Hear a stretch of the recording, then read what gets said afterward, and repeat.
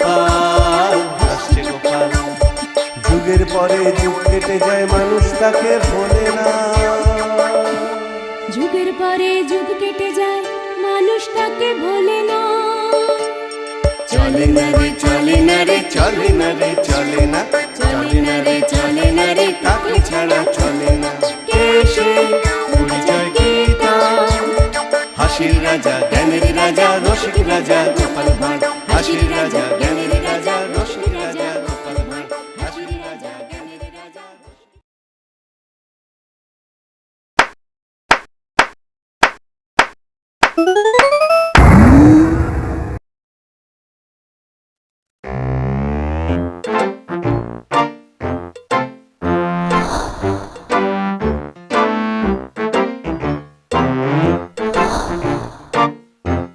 মন্ত্রী, কদিন ধরে আমি একটা কথা ভাবছি। কি কথা জাহাপানা? হিন্দুদের একটা মহাকাব্য আছে, কি যেন নাম? জাহাপানা, আপনি কি মহাভারতের কথা বলতে চাইছেন? হ্যাঁ হ্যাঁ হ্যাঁ, ওই মহাভারত। আমার যে একটা নবাবী মহাভারত চাই। সে কি করে সম্ভব? কিচ্ছু শুনতে চাই না, আমার চাই। দেখি কি করা যায়। মহারাজ কৃষ্ণচন্দ্রের সভায় অনেক পণ্ডিত আছে না, লিখে পাঠান সবচেয়ে দক্ষ কবিকে আমার এখানে পাঠাতে। জো হুকুম জাহাপানা।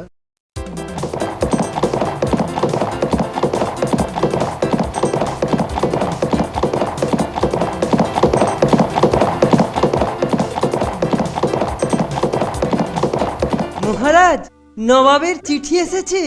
খুলুন, পড়ে শোনান। আমার যে একটা নবাবী মহাভারত চাই। মহারাজ কৃষ্ণচন্দ্রের সভায় অনেক পণ্ডিত আছে না, লিখে পাঠান সবচেয়ে দক্ষ কবিকে আমার এখানে পাঠাতে পাঠাতে পাঠাতে। শুনলেন তো? এ কি বিপদ! খামখেয়ালিপনার তো একটা সীমা আছে। আর এও লিখেছেন, নবাবী মহাভারত লিখতে যা খরচ হবে নবাব তা পুরো বহন করবেন। ভাবুন, ভাবুন, আপনারা সবাই ভাবুন, আমিও ভাবছি।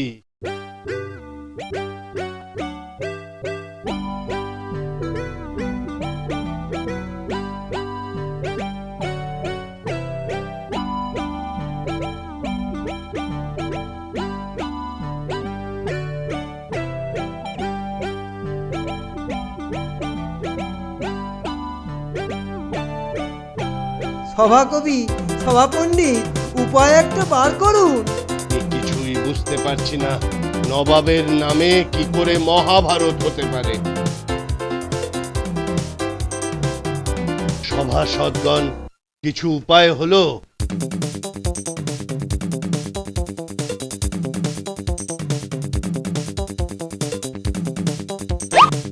না মহারাজ, আমি পারবো না মহারাজ। আমার মতো কাজ করছে না, আমার মতো কাজ করছে না। এটা যে অনুর্বর মস্তিষ্কের কল্পনা। মহারাজ, একটা উপায় আছে, বলবো? বলবো মানে? শিগগিরই বলুন। মহারাজ, আপনি লিখে পাঠান যে কাব্য নবাব নিজে রচনা করবেন, সেই কাব্য একমাত্র নবাবী মহাভারত হতে পারে।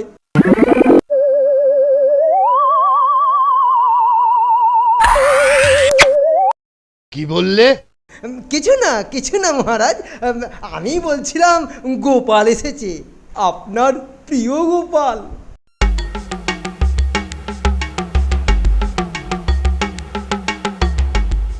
তুমি সভায় অনুপস্থিত কেন?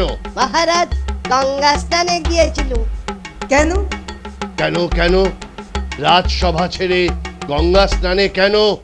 শুনেছি নবাবের আদেশ, নবাবী মহাভারত লিখতে হবে, তাই নিজেকে শুদ্ধ করতে গিয়েছিলুম। গোটা একখানা মহাভারত লিখতে হবে বাপু। তুমি লোক হাসাতে পারো, কিন্তু মহাভারত লিখবে কোন বিদ্যে?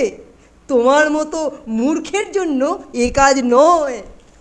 একদম ঠিক, এই কাজ আমার মতো মূর্খের সাধ্যের বাইরে। একমাত্র আপনার মতো পণ্ডিত লোকেরাই এই কাব্য রচনা করতে পারে।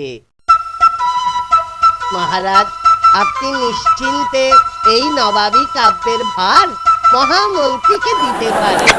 থামুন থামুন গোপাল, নবাবের খামখেয়ালির উপদ্রব থেকে বারবার তুমি আমায় উদ্ধার করেছো, কিন্তু এবারকার ব্যাপার সাধ্যের অতীত।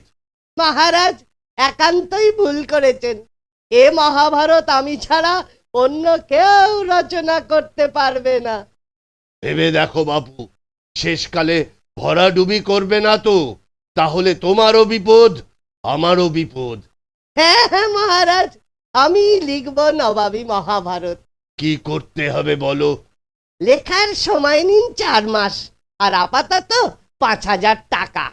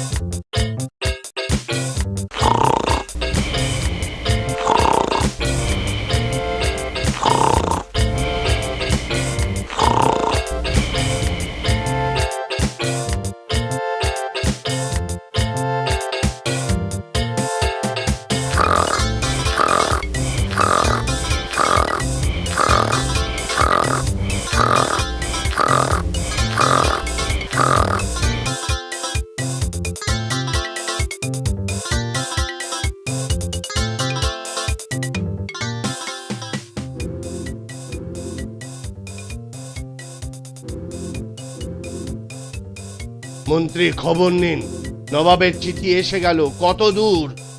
আমি হাজির মহারাজ। তোমার চেহারার বেশ বৃদ্ধি হয়েছে তো। আগে বসে কাজ করি তো, পরিশ্রম নেই, তাই আর কি। আর কতদিন? 4 মাস তো সবে হলো, আরো 2 মাস। দেখো, 2 মাসের মধ্যে শেষ করতে হবে। নবাবের কাছ থেকে আরো 1,000 টাকা চেয়ে পাঠান। তা না হয় দিচ্ছি, কিন্তু দেখো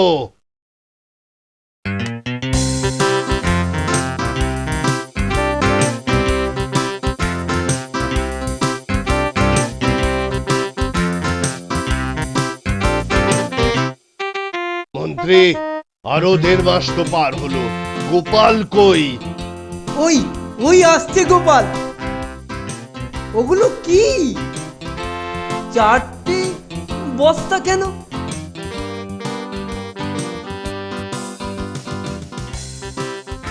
4টে বস্তার মধ্যে আছে নবাবী মহাভারত। আমাদের মহাভারত তো একটাই খণ্ড। এটা নবাবী মহাভারত তো, তাই অনেক খণ্ড। এত মোটা আর এত ভারী যে বস্তায় নিতে হলো।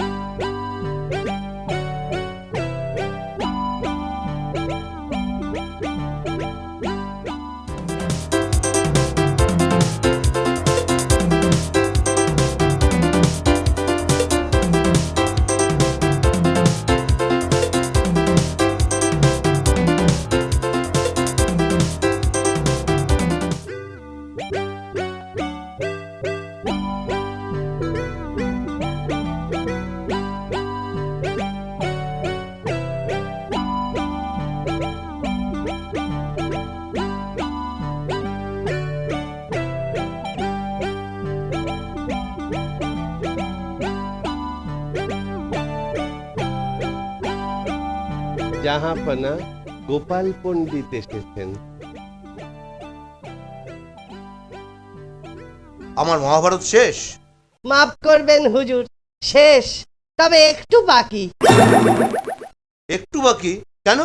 সেটুকু শেষ করতে আপনাকে কিছু জিজ্ঞেস করতে হবে। কে জিজ্ঞেস করবে? কিসের প্রশ্ন? প্রশ্নটা আপনার খুব নিজস্ব, উত্তর পেলেই লিখে দেব। ব্যাস, লেখাও শেষ, নবাবী মহাভারতও শেষ। ঠিক আছে ঠিক আছে, বলো কি তোমার প্রশ্ন? হুজুর, আমাদের মহাভারতে আছে যে দ্রৌপদীর পঞ্চস্বামী ছিল। তাতে কি হলো? বলছি পঞ্চস্বামী অর্থাৎ 5 খসম। আপনার বেগমের কটি খসম সেটাই জিজ্ঞাসা। শুধু কয়টি নয়, নামও চাই, লিখতে হবে তো। তবা তবা, বলুন বলুন, শিগগির বলুন। আহমক, দূর হ। এই নিন নবাবী মহাভারত মহারাজ। নবাব বলেছেন ফেলে দিতে, ছিঁড়ে ফেলতে, কেন বললেন?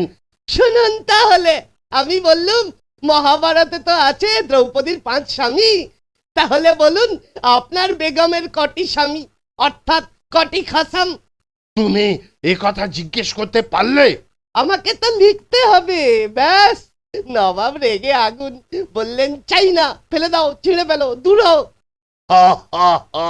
তারপর তারপর দূর হয়ে এলুম, সঙ্গে নিয়ে এলুম 2000 টাকা পুরস্কার। মহামন্ত্রী, গোপালকে আরো 2000 টাকার পুরস্কারের ব্যবস্থা করুন। বলেছিলুম লিখতে, বুদ্ধি থাকলে বাজে কাগজেই হয়ে যায় নবাবী মহাভারত। ছোলা হাজার ফুটেও গলে না। যখন শক্ত জলে নরম ছোলা হাজার ফুটেও গলে না, তখন তাকে ছাড়া চলে না রে, চলে না।